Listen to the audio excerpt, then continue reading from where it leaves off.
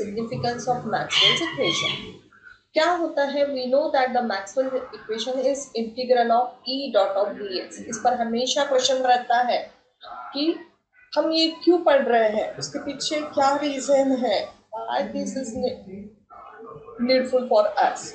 Okay, so उसके physical significance means होता है उसका इम्पोर्टेंस क्या है। Clear?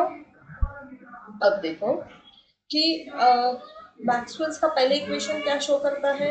Integration of E dot D S equals to Q upon epsilon zero. We know that charge दो प्रकार के होते हैं, पॉजिटिव चार्ज और नेगेटिव चार्ज। जब भी हम चार्ज कहते हैं मीन्स वहां से कुछ इलेक्ट्रिक फील्ड लाइंस बाहर जाएगी या इलेक्ट्रिक फील्ड लाइंस अंदर आएगी, है ना? So here when we consider the positive charge, then the electric field lines will be move away, okay, outside में they are directed। लेकिन अगर हम उसको कहते हैं कि if the charge particle is negative, in that case the electric field lines always directed inward। तो इसी के बारे में जो मैक्सवेल ने जो इक्वेशन दिए चार, तो वो चारों की चारों इक्वेशन उन्होंने डिराइव नहीं किए हैं, तो दे सिर्फ उन्होंने अच्छे तरीके से फॉर्म में उसको पुटअप किया है। उन्होंने पहले तीन जो इक्वेशंस है वो एज इट इज लिए हैं और चौथा इक्वेशन जो है उसको उन्हें मॉडिफाइड वे खुद ने भी मॉडिफाइड किया है, इसलिए उसको कहते हैं एम्पियर मैक्सवेल्स इक्वेशन। समझ में आ रहा है? बट जो पहले तीन इक्वेशन है that is Gauss's law for electrostatics, Gauss's law for magnetostatics और तीसरा है फैराडेज लॉ। उन्होंने ये तीनों इक्वेशन एज इट इज लिए हैं जो in a series of Maxwell's equation. Maxwell's ने कितने इक्वेशन दिए हैं? हमेशा चार। ओके, ये चार इक्वेशन में उन्होंने पहले तीन इक्वेशन एज इट इज लिया है, बट चौथे इक्वेशन को उन्होंने थोड़ा सा मॉडिफाई किया है जो कि एम्पियर का इक्वेशन था। क्लियर? यहाँ तक किसी को कुछ डाउट है? This topic is very very important. Clear? अभी हमें पता है कि अगर हम पॉजिटिव चार्ज पार्टिकल्स कहते हैं तो पॉजिटिव चार्ज पार्टिकल्स में क्या होता है? दिस इलेक्ट्रिक फील्ड लाइंस आप बाहर के डायरेक्शन में दिखा दे रहे हैं, और अगर हम नेगेटिव चार्ज पार्टिकल लेते हैं तो क्या होता है? पार्टिकल दिख रहा है? अब नेगेटिव पार्टिकल अगर हम जब कंसीडर करते हैं एट दैट टाइम क्या होता है? वो जो इलेक्ट्रिक फील्ड लाइंस है it is directed inward. Okay, now let us consider the charge q which is enclosed in a surface, then the electric field lines emits action in a flicker। और कोई भी surface में कितना electric field है ये कौन decide करता है? वो करता है मैक्सवेल्स। सॉरी, वो करता है वहां पर कितने चार्ज है। ठीक है? So we can say that the electric field depends on the charge lines. Electric field lines किस पर डिपेंड करते हैं? चार्जेस पर। ये पहले इसका इंपॉर्टेंस है। सेकेंड वाला क्या है? अब सबको बार मैग्नेट पता है? Yes ma'am. क्या होता है? इसमें दो डायरेक्शन होते हैं, इसको नॉर्थ और साउथ डायरेक्शन दो पोल होते हैं। सेकेंड लॉ हमारा किसके लिए है? सेकेंड लॉ जो इंडिकेट करता है उसको कहते हैं Gauss law in a magnetostatics. ठीक है? ये सिर्फ मैं एग्जांपल समझा दे रही हूँ। ये एग्जांपल अगर हमें याद रहे तो ये मैक्सवेल्स के चारों इक्वेशन रिमेम्बर करने के लिए या रिकॉल करने के लिए इजी होता है। तो यहाँ पर क्या कहते हैं गॉस कि गॉस का क्या कहना है कि if you consider any magnet तो वहां से एक मैग्नेटिक फील्ड लाइंस निकलेंगी, है ना? तो फॉर एग्जांपल ये नॉर्थ पोल से मैग्नेटिक फील्ड लाइंस निकल रही है और उतनी ही वो साउथ में एंटर हो रही है, यानी जितना मैग्नेटिक फील्ड लाइंस इमिट हो रहा है उतना ही एंटर हो रहा है। इसका मतलब क्या होगा? नेट मैग्नेटिक फ्लक्स क्या होगा वहां पर? जीरो। समझ में आया? जीरो। जितना एंटर हो रहा है उतना ही बाहर निकल रहा है, या जितना बाहर निकल रहा है उतना ही एंटर हो रहा है।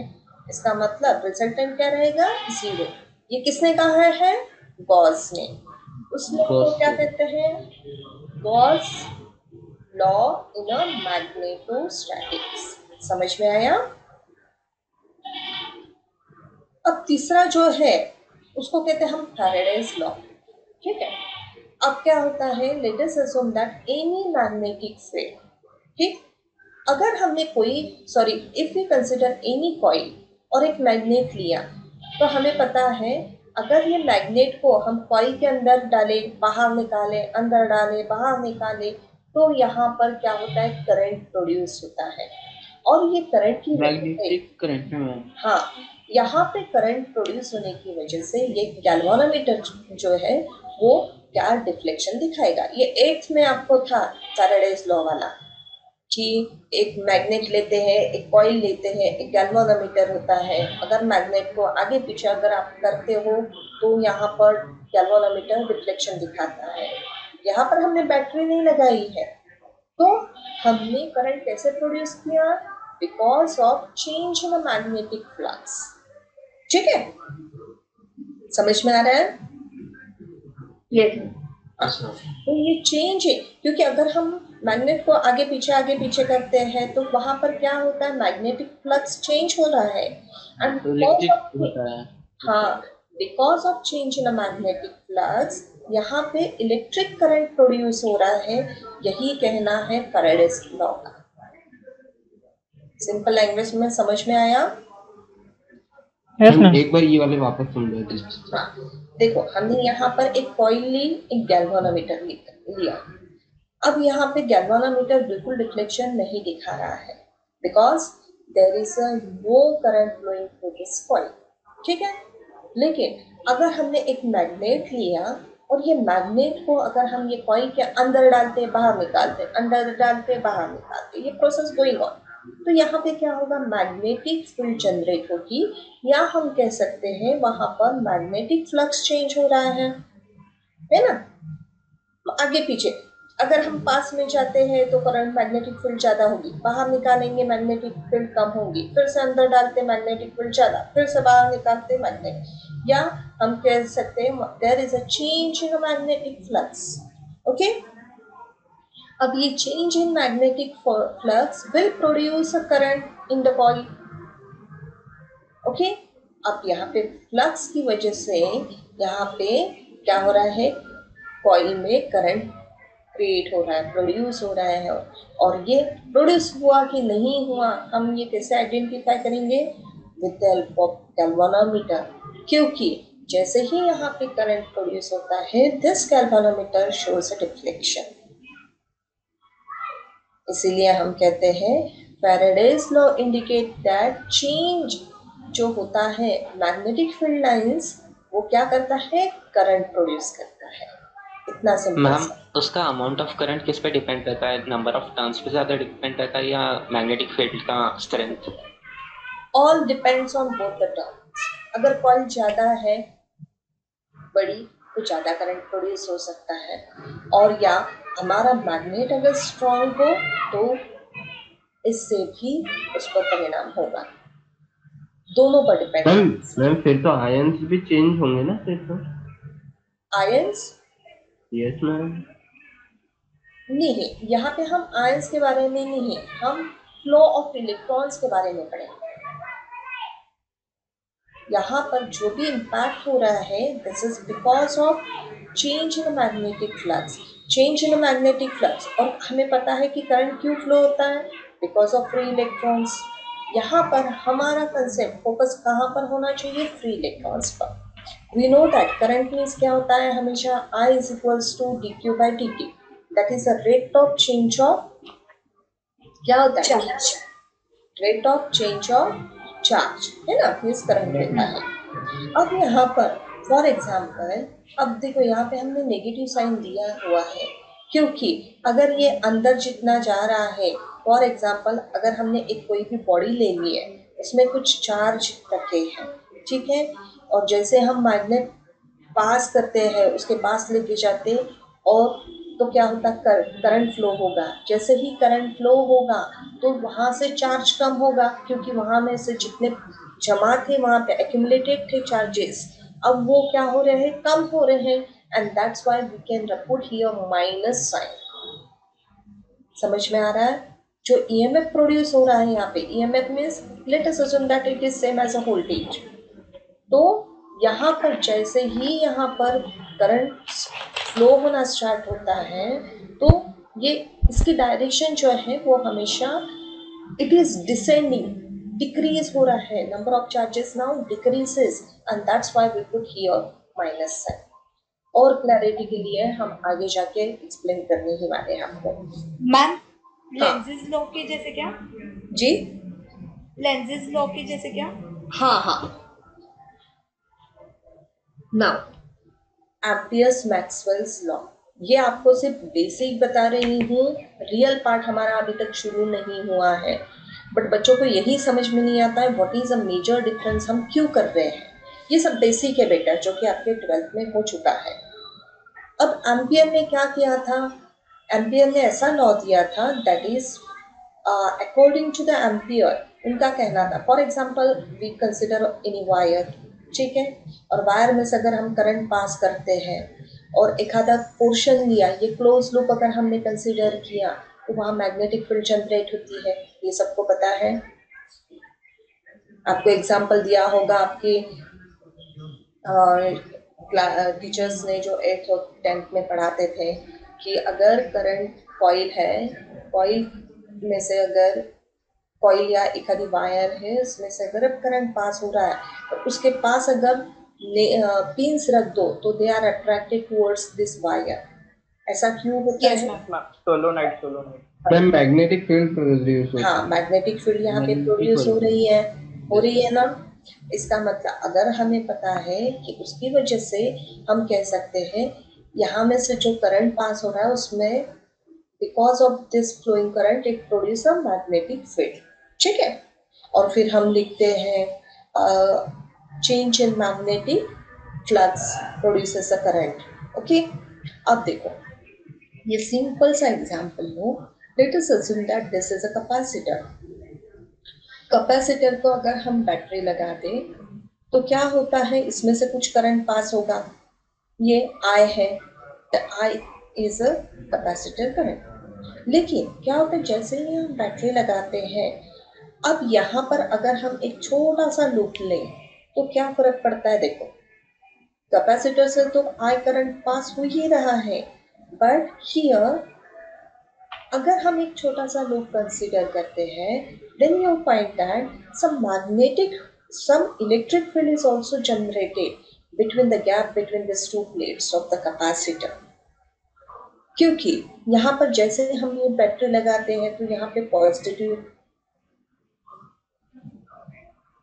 चार्जेस और नेगेटिव चार्जेस प्लेट्स है ना, यहाँ पॉजिटिव और नेगेटिव प्लेट, ये तो पढ़ा है ना आपने फिजिक्स में 12th में था आपको। ऑक्सीडेशन में जैसे ही हम बैटरी लगाते हैं तो कैपेसिटर के जो प्लेट्स पर है क्या होता है, चार्जेस डेवलप होते हैं and the direction of it. इसका मतलब ये दोनों के जो दो प्लेट्स दिख रहे हैं उसके बीच में इलेक्ट्रिक फील्ड जनरेट हुई, because this is a positive charge or this is negative charge, means some potential is developed in between these two plates।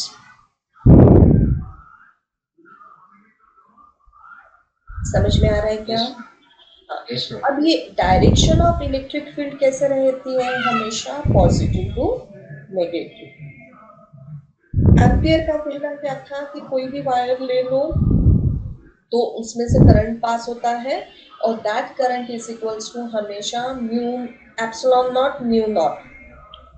पर ऐसा नहीं है, जब हम कैपेसिटर को कंसीडर करते हैं तो वहाँ कुछ अलग वाला करंट भी फ्लो होता है, that current is called as a displacement current, okay.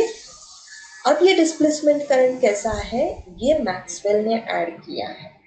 उनका कहना था कि phi of E मीन्स क्या होता है, flux is equals to Q upon epsilon naught, ये का गॉस का थ्योरम है, flux is equals to Q upon epsilon naught, है ना। अगर हम इसको डिफरेंशिएट करते हैं विथ रिस्पेक्ट टू टाइम तो कैसे लिखेंगे हम, d dt of phi of E that is equals to d dt of q upon epsilon not. क्या किया मैंने? डिफरेंशिएट किया दोनों इक्वेशन को। क्लियर? सो क्या रहेगा? d phi e upon dt equals to epsilon zero constant है ना? सो हमने इसको डिफरेंशिएशन के बाहर लिख लिया, that is 1 upon epsilon not dq by dt। Okay, yes or no? Yes, ma'am. Yes, ma'am. Yes, ma'am. Yes, ma'am. But अभी ये dq by dt मीन्स क्या होता है? करंट होता है, और ये करंट क्यों प्रोड्यूस हो रहा है? Because of displacement. तो हमें क्या मिलेगा? This d phi e by dt equals to 1 upon epsilon not, और ये dq by dt को मैंने इंडिकेट किया I into d। id means क्या है? Current due to displacement. अब रीअरेंज द टर्म्स, इसका मतलब id इक्वल्स टू क्या हो गया मेरा? Epsilon naught d dt of phi of e। इसका मतलब ऐसा है कि जब हम कैपेसिटर को लगाते हैं तो यहाँ से दो करंट फ्लो होता है। One is a current due to continuous current, ठीक है, और दूसरा जो होता है that is a displacement current. So we could here the summation of this two. अब देखो, ये सब बेसिक था, ये पेपर पर लिखने की जरूरत नहीं है। You should know about this concept, that is physical significance of. Ma'am इसको लिख ले मैम। नहीं, उसको मैं आप लोगों को इसके ना स्क्रीनशॉट भेज दूंगी ग्रुप पर। यस मैम, फोटो भेज दीजिए। हाँ, Yes, ma'am. अब देखो फिजिकल, ये तो हो गया था यार, इसके लिए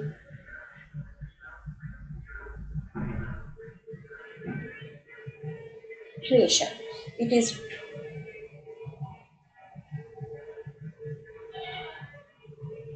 Gauss law in electrostatics for a static charges। ठीक है, अब this equation indicates that integral of E dot ds equals to, अभी आप लोगों के सबके याद हो गए होंगे इक्वेशन 4। फर्स्ट वाला इंटीग्रल मैम, ऑफ ये फर्स्ट वाला ये क्या लिखा हुआ है मैम? फर्स्ट वाला ये लाइन इंटीग्रल ऑफ या क्लोज ये इसके आगे integral of E dot ds equals to q upon epsilon naught. हाँ, इसके आगे और हाँ, ये डी और divergence of vector E is equals D I to भी है। Rho upon epsilon naught. Rho is a charge density. अब ये इक्वेशन क्या इंडिकेट्स करता है? This equation state that electric flux through any close surface is equals to 1 upon epsilon naught times the total charge enclosed by the surface। ये रट लो, ये कभी भी काम में आ जाएंगे। जब भी आप इंटरव्यू देते हैं तो ये क्वेश्चन पूछा जा सकता है बेसिक। इंटरव्यू में ma'am physical significance of Maxwell's equation, हमने तो 4 इक्वेशन पढ़ लिए हैं, लेकिन उसका सिग्निफिकेंस, उसका इम्पोर्टेंस क्या है, वो इक्वेशन क्या शो करना चाहते हैं? तो वो क्या शो करना चाहते हैं कि जो भी क्लोज सरफेस है उसमें जो इलेक्ट्रिक फ्लक्स होता है वो कितना होता है? It is equals to 1 upon epsilon not times the total charge enclosed by the surface. है ऐसा? Yes, ma'am. अब दूसरा इक्वेशन, उसको क्या कहते हैं? Gauss law in a magnetostatics. क्या कहते हैं? Gauss law in a magnetostatics. ठीक है, this equation state that the net magnetic flux through any close surface is zero. क्या कहना है? दिस इक्वेशन शोज दैट, जैसे कि मैंने वो बार मैग्नेट दिखाया था, है ना, बार में से जितने मैग्नेटिक फ्लक्स इमिट हो रहे हैं उतने ही एंटर हो रहे थे, है ना। तो हमारा नेट मैग्नेटिक फ्लक्स कितना हो रहा था? Zero. बस इतना ही कहा है इस लॉ ने, 0। This equation states that the net magnetic flux through any closed surface is 0. अब हमें पता है कोई भी मैग्नेट लो तो उसको दो पोल्स होते हैं। कौन से पोल्स होते हैं? North and south. North south north और साउथ। साउथ नॉर्थ एक साउथ बड़ा मैग्नेट लिया, उसको हम फिर से दूसरे टुकड़े में दो इसमें पार्ट में किया, फिर से उसको ऐसा तो नहीं होगा कि नॉर्थ नॉर्थ ही पोल रहेगा, नहीं। आप कितने भी छोटे छोटे मैम, पार्ट्स उसको क्यों छोटे छोटे तोड़ने पार्ट्स पर फिर उसको दोबारा उसमें तोड़े तो भी हमें नॉर्थ एंड साउथ पोल ही मिलेगा, ठीक है। अब देखिए, the magnetic monopoles does not exist. Mono means single. ये क्या शो करता है? ये इक्वेशन शो करता है, वी नो दैट कि कोई भी मैग्नेट को सिंगल पोल नहीं होता। होता है क्या? नहीं। Any closed volume always resulting in a net magnetic pole strength becoming 0. तो जब उसको दो पोल्स है तो जितने मैग्नेटिक फील्ड लाइंस वहां से जा रही है उतनी ही उसके अंदर आ रही है, तो नेट मैग्नेटिक फ्लक्स क्या रहेगा उसका? 0. It also signifies that the magnetic lines of flux are continuous. Continuous in the sense the number of magnetic lines of flux entering into the region is equals to the lines of flux leaving it. जितनी enter हो रही है उतने ही emit हो रही है, leave हो रही है, so that the magnetic line of flux are continuous. हम कह सकते हैं वो continuous है because जितने magnetic flux of line of flux enter हो रहे हैं उतने ही leave हो रहे हैं. So this is about the Gauss law in a magnetostatics. Next is curl. Curl of vector E. Vector E is equals to minus del P by del T. So the Faraday's law of electromagnetic induction इसको क्या कहते हैं? Curl E equals to minus del P by del T. इसके लिए कौन सा example लिया था हमने?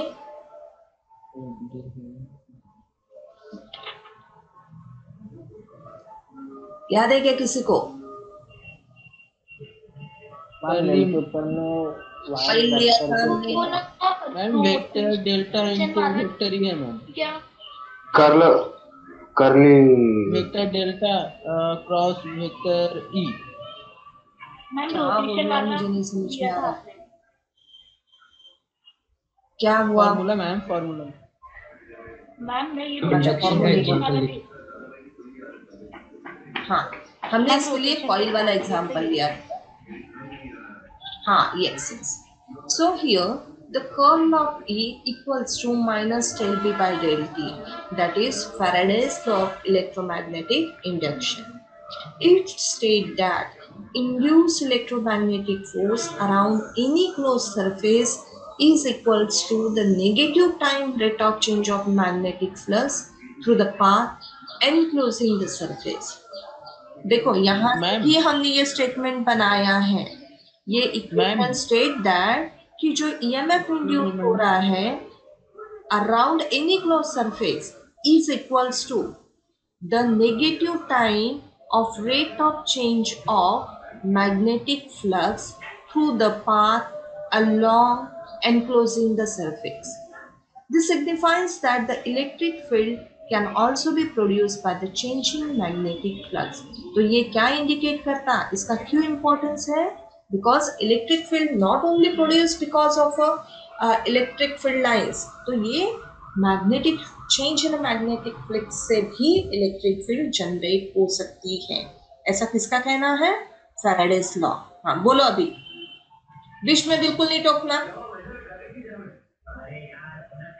बोलो शुभम। मैम बोल रहा था कि वो डेल्टा पे जो वेक्टर दिया हुआ था वो वाला नहीं दिया हुआ है उसके साथ फॉर्मूला में। अरे कुछ नहीं फर्क पड़ रहा है, अभी समझाने के लिए दे रही हूँ मैं आपको। फॉर्मूले के स्टैंडर्ड फॉर्म का लिख के दिए हैं ना? एक मिनट। हाँ,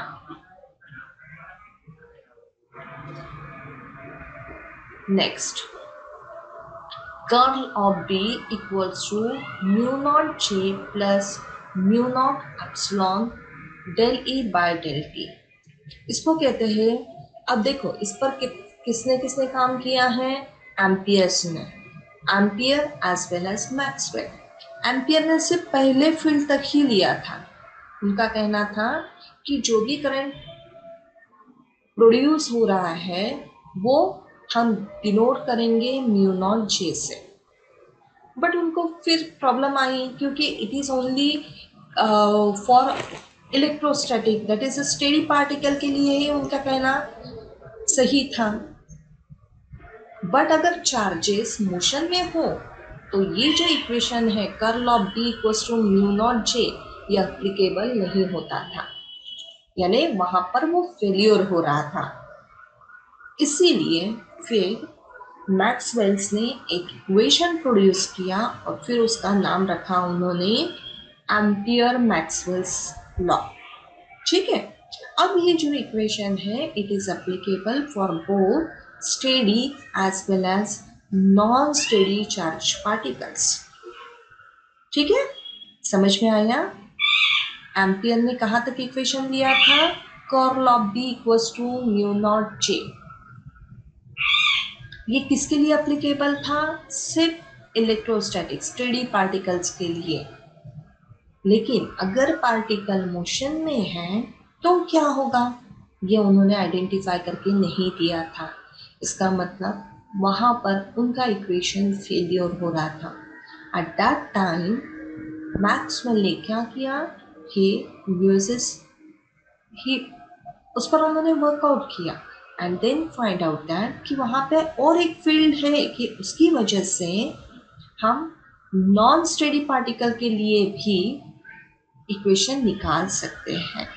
जब उन्होंने इक्वेशन दिया then this equation will be applicable to both steady as well as non steady charge particles. ठीक है, so it is called as a generalised form of Ampere's law which is extended form of Ampere's law. ठीक है, it states that the magnetomotive force around the closed path is equals to sum of conduction current, that is mu naught I, and the displacement current, that is epsilon naught del phi E by del T through the surface bounded that path. उनका क्या कहना था, ampere ने कहा था जो भी current flow हो रहा है बिकॉज ऑफ कंडक्शन करंट, जो मैग्नेटोमोटिव फोर्स उन्होंने दिया है क्लोज पाथ का वो किसके बराबर है, कंडक्शन करंट कितना। बट एम्पियर ने क्या कहा, सॉरी मैक्सवेल्स ने क्या कहा, वो सिर्फ ईएमएफ जो वहां पर प्रोड्यूस हो रहा है वो सिर्फ कंडक्शन करंट की वजह से नहीं, तो साथ में दूसरा फैक्टर भी इन्वॉल्व है and that factor is called as a displacement current. Its value is equals to mu epsilon naught del phi E by del T. ठीक है, so through the surface bounded by that path, this signifies that the conduction current or changing electric flux produces a magnetic field. Any doubt up to this? Ma'am ये चौथा equation match नहीं करना कल के equation के जैसा है बेटा, वैसे ही है, उसके डिफरेंट डिफरेंट फॉर्म्स में हम लिख सकते हैं, इसलिए वो वैसा दिख रहा है। इसमें अच्छा, नहीं लिखा हुआ है मैम। अच्छा, मैं उसको और से आगे जाके बताती हूँ उसका रीजन क्यों ऐसा होता है। मैम यहाँ पर कर्ल बी लिया आपने, मतलब कर्ल एच लिया था कल क्या लिया था मैंने, curl H for magnetic field है ना, तो ठीक है, उसका मीनिंग भी एक ही होता है, आगे जाके और क्लियर हो जाएगा। हम किस तरीके से उसको लिख सकते हैं, B means magnetic flux density होता है। हाँ, इसका मींस इंटेंसिटी होता है। मैं ग्रुप पर ये सेंड कर रही हूँ, एक बार पढ़ लो फिर आगे जाते हैं। मैम एक ही पेज सेंड करती हूँ, दूसरा पेज सिर्फ रेफरेंस के लिए था, so there is no need. वो एग्जाम के तौर पर दिया था, ये क्या हो हाँ यस बोलो। एक्चुअली कल जो पढ़ाया था कर्ल एच मतलब मैम डिफरेंट हो रहा है ना। उसमें क्या हो रहा है? नहीं सुनाई दिया बेटा। मैम तो दोनों में डिफरेंस है ना। कर्ल एच फिर जे प्लस। मैम मैं ये बोल रही हूँ कि दोनों इक्वेशन डिफरेंट है। नहीं, उसके मीनिंग एक ही है, way of writing is different. वो एक्सप्लेन करती हूँ मैं, डोंट वरी अबाउट दिस। आज का ये समझ में आया क्या, ये बताओ मुझे। जी यस मैम। जब हम हाँ, उसका प्रूफ लेंगे तो आपको क्लियर हो जाएगा कि किस तरीके से ये हो रहा है। डेरिवेशन जब हम लेंगे ना मैक्सवेल्स इक्वेशन के, तब क्लियर हो जाएगा। मैक्सवेल्स इक्वेशन ये कहाँ से आए, कैसे आए, उसके बारे में बताना है, ठीक है। इसका मैं फिर बाद में फोटो सेंड कर दूंगी। Divergence of E equals to, यही इक्वेशन है ना हमारा, divergence of vector E is equals to rho upon epsilon not और divergence of D equals to rho, ठीक है। अब क्या कहते हैं, according to the Gauss theorem the total electric flux passing normally through a closed surface is equals to 1 upon epsilon not times the total charge enclosed within the surface, where epsilon naught की value कितनी होती है, 8.86 into 10 raised to the power minus 12 c square, that is a coulomb square per newton meter square. Clear? Now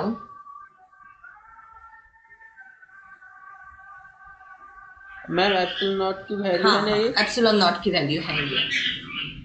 अब वहां पर हम इसी को इस तरीके से लिख सकते हैं, that is a close surface है, इसीलिए हमने लिया है double integral over S E dot of D S is equal to Q upon epsilon naught. जो हमने ऊपर स्टेटमेंट में दिया था उसी को हमने रिप्लेस किया by this equation, integral of E dot of D S equal to Q upon epsilon naught, where if, अब देखो, if rho is a volume charge density then हम Q को कैसे लिखते हैं, Q इक्वल्स टू कितने charges present है उस वॉल्यूम में, that is we take a triple integrations over V rho dV।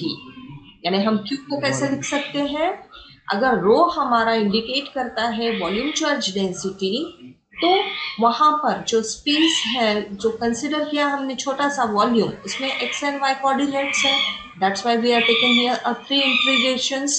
So Q is equals to triple integrations of V rho dV। यहाँ तक समझ में आया?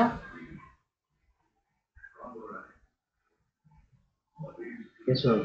हाँ, अब देखो, अब हमें ये Q की वैल्यू ऊपर वाले इक्वेशन में डाल देनी है, तो क्या इक्वेशन बनेगा, ये हमारा double integrations S E dot of D S equals to 1 upon epsilon, ऐसा ही लिखा, और फिर मैंने Q की वैल्यू पुट कर दी, तो हमें क्या मिलेगा, इंटीग्रेशन V रो dV, ठीक है। लेकिन गॉस डाइवर्जेंस थ्योरम क्या कहता है, integral over V divergence of E dV means क्या होता है, surface integral E dot of ds। Gauss से नाम ऐसे ही कहता है ना, divergence of E dV equals to surface integral of E dot of ds। इसमें डबल इंटीग्रेशन है ना, सरफेस इंटीग्रेशन है यहाँ पे, यहाँ वॉल्यूम इंटीग्रेशन है, वॉल्यूम है इसमें। तो यहाँ पे, यहाँ 3 दिए, यहाँ 2 दिए हैं, समझ में आया? अब ये इक्वेशन गॉस लॉ का है, ठीक है। अब हम क्या करेंगे, left hand side as it is रखा हमने, और राइट हैंड साइड को लिखते वक्त हमने क्या किया है, E डॉट डी एस को हम वॉल्यूम इंटीग्रल में कन्वर्ट कर दिया, तो क्या रहेगा, इसके बदले में हमने क्या किया, ये ऊपर वाला इक्वेशन लिया। समझ में आ रहा है?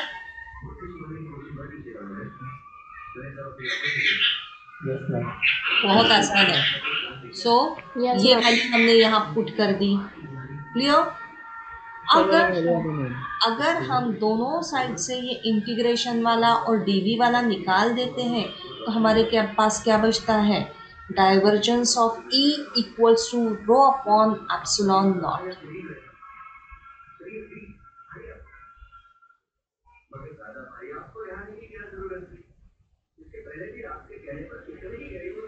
एप्सिलॉन नॉट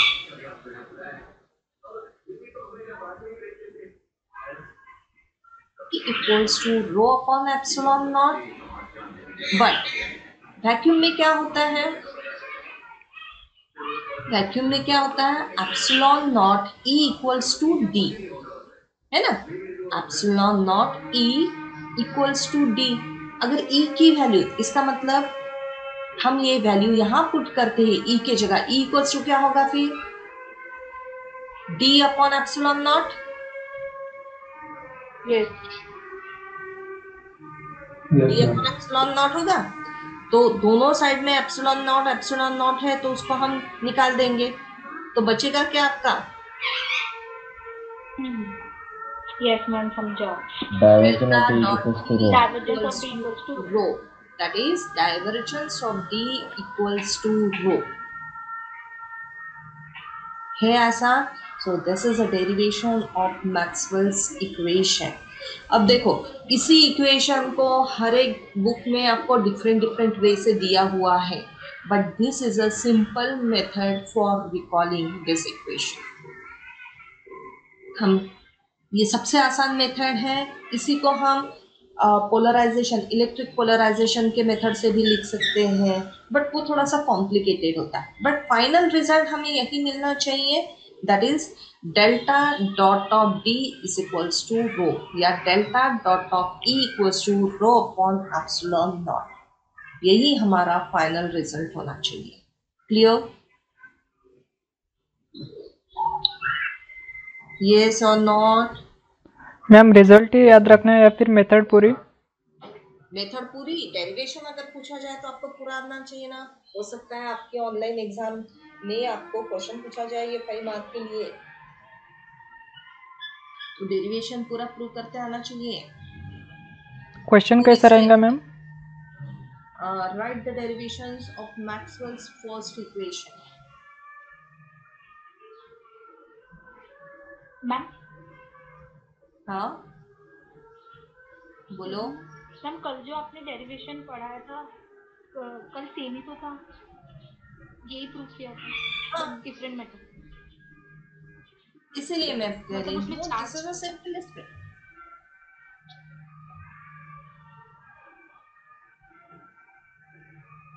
एक बार रिवाइज करना ही है। हाँ मैम कल की इक्वेशन में मेरे को एक नहीं समझा था।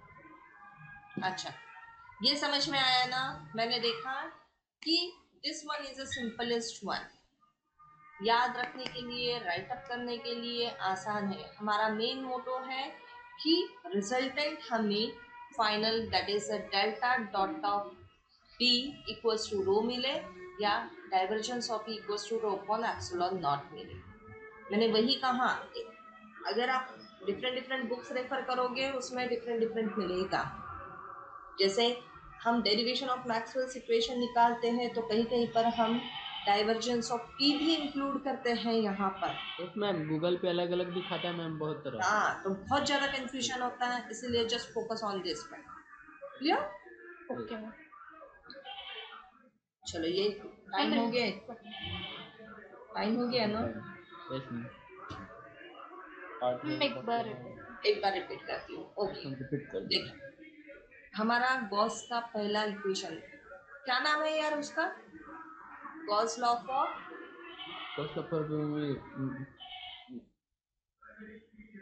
Electrostatics of the static charges. याद कर लो, ठीक है?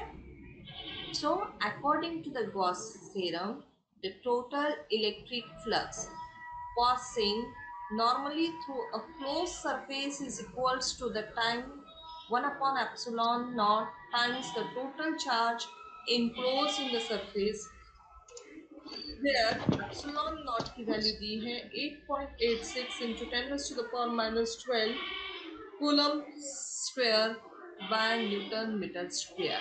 ठीक है, सो वी राइट हियर, ये जो स्टेटमेंट हमने ऊपर बोला है उसको हम कैसे लिखेंगे, surface integral S E dot of D S equals to Q upon epsilon naught. Now we know that rho is a volume charge density. Then we put Q equals to volume integral rho dV. ठीक है, लेकिन Gauss law का कहना क्या है, divergence of E dot dV over a surface volume integral is equals to surface integral of E dot of ds था। लेकिन ये सरफेस इंटीग्रल को हम किसमें लिखेंगे, वॉल्यूम में, क्योंकि अगर फॉर एग्जांपल हमें कोई भी एडिशन करना है तो व्हाट हैपन, हम क्या करते हैं कि एक चीज हमें सेंटीमीटर में दिए और एक मीटर में दिए हैं, तो हम सबसे पहले क्या करते हैं, दोनों को एक ही यूनिट में लाने की कोशिश करते हैं और फिर ऐड करते हैं ना। अगर मैंने कहा कि 50 सेंटीमीटर है और दूसरा मेरा 1 मीटर है, सेंटीमीटर को मीटर में लाना पड़ेगा। हाँ, तो आपको क्या करना पड़ेगा, दोनों को एक ही यूनिट में लाना पड़ा, आइदर सेंटीमीटर में या मीटर में। तो यही यहाँ पर हम कर रहे हैं, यहाँ हमारा वॉल्यूम दिया हुआ है, इस साइड में वॉल्यूम में है, तो इस साइड में भी हमें वॉल्यूम लगेगा, तो ही हम एडिशन सब्ट्रैक्शन जो भी हमें करना है वो कर सकते हैं। And it can be possible with the help of this equation. इसीलिए हमने ये ds को कन्वर्ट किसमें किया, dv में। समझ में आ रहा है? And we put this equation here. फिर हमने देखा कि दोनों साइड में इंटीग्रेशन है और dv भी है, तो हमने इसको कैंसिल कर दिया, तो बचता क्या है हमारा, divergence of E equals to rho dv। ठीक है, सॉरी dv नहीं बचेगा, equals to row.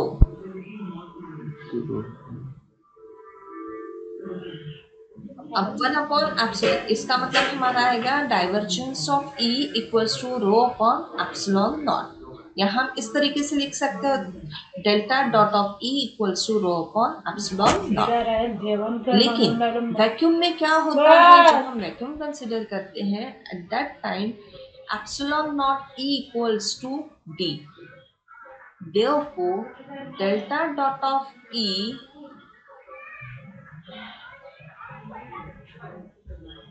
Delta dot of D, अब हमने अगर E के जगह ये वैल्यू पुट करके देखी, एप्सिलॉन E इक्वल्स टू क्या होगा, D अपॉन एप्सिलॉन नॉट दोनों साइड में है तो वो कट हो जाएगा, बचता क्या, delta dot of D equals to.